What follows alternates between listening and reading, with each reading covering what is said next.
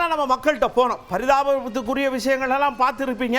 உங்கள்கிட்ட அப்படியே லைட்டாக ஒரு கேள்வியை கேட்குறோம் அப்படின்னு கேட்டோம். என்ன அப்படின்னா, இந்த தாய்மானவர் திட்டம் ஆரம்பிச்சிருக்காங்கல்ல, அதை பற்றி நீங்கள் என்ன நினைக்கிறீங்க, உங்கள் கருத்துக்களை மலமலன்னு சொல்லுங்கள், அந்த திட்டத்தை இன்னும் மேம்படுத்துறதுக்கு என்ன பண்ணலாம் அப்படிங்கிற மாதிரி அந்த திட்டம் யாருக்கு பயனளிக்கக்கூடியதோ அவங்ககிட்டலாம் கேட்டோம்.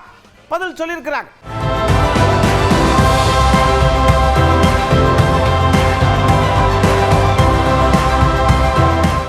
முதியவர்கள், மாற்றுத்திறனாளிகள், அவர்கள் ஆண்களாக இருந்தாலும் சரி பெண்களாக இருந்தாலும் சரி எல்லோருக்கும் வீடு தேடி ரேஷன் பொருள் வழங்க திட்டம் மிகவும் போற்றத்தக்க திட்டம். அது ரொம்ப சிறப்பான திட்டம், நல்ல திட்டம், மக்கள் வர்க்கத்தில் நல்ல வரவேற்பு இருக்குது.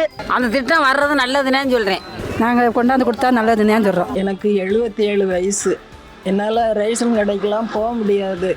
ஆஸ்மா பேஷண்ட்டுண்ணா, வெளியில் இறங்கி போயிட்டு வரதெல்லாம் ரொம்ப கஷ்டமாக இருந்துச்சு. எங்களுக்கு முடியாதவங்களுக்கெல்லாம் ரொம்ப கஷ்டம் இல்லையா, வீடு தேடி ரேஷனுக்கு போகணும், வரணும், எடுத்துகிட்டு வரணும், அதெல்லாம் வீடு தேடி கொண்டு கொடுத்தது ரொம்ப சந்தோஷமாக இருக்குது எனக்கு.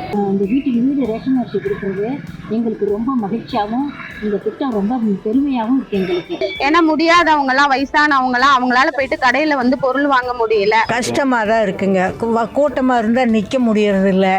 ரொம்ப எனக்கு வயசும் ஆயிடுச்சுங்களா, ரொம்ப கஷ்டமாக இருந்தது.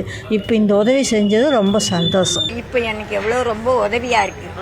ரொம்ப கஷ்டம் இல்லாமல் எனக்கு உதவியாக இருக்குது. நான் இப்போ போய் வரதுங்காட்டியா குடிக்கு இப்போ தள்ளுவாங்க, அப்புறம் வாங்குவாங்க, ரொம்ப கஷ்டம். இது தெய்வலோகத்திலேருந்து வந்தது மாதிரி வந்தது.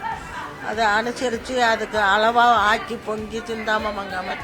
மற்ற மாவட்டத்தை கம்பேர் பண்ணும்போது நீலகிரி மாவட்டத்தை பொறுத்த வரைக்கும் மலைப்பகுதியாக இருக்கிறதுனால அவங்களுக்குலாம் அப்போ வந்து காட்டுக்குள்ளே போய் கொடுக்குற மாதிரி இருக்கும். நான் 1 கிலோமீட்டர் தூரம் போய் இதை வாங்கிட்டு வந்து இப்போ வந்து வீடு தேடி சனிக்கிழமை கொண்டு வந்து தரேன்னு சொல்லியிருக்காங்க. இது ரொம்ப அதே மாதிரி இந்த ரேஷன் கார்டு குடும்ப தலைவிகளுக்கு 1000 ரூபா கொடுக்கறது, ஃப்ரீயா பஸ் விட்டு இருக்கிறது எல்லாமே ரொம்ப ரொம்ப பிடிச்சிருக்கு.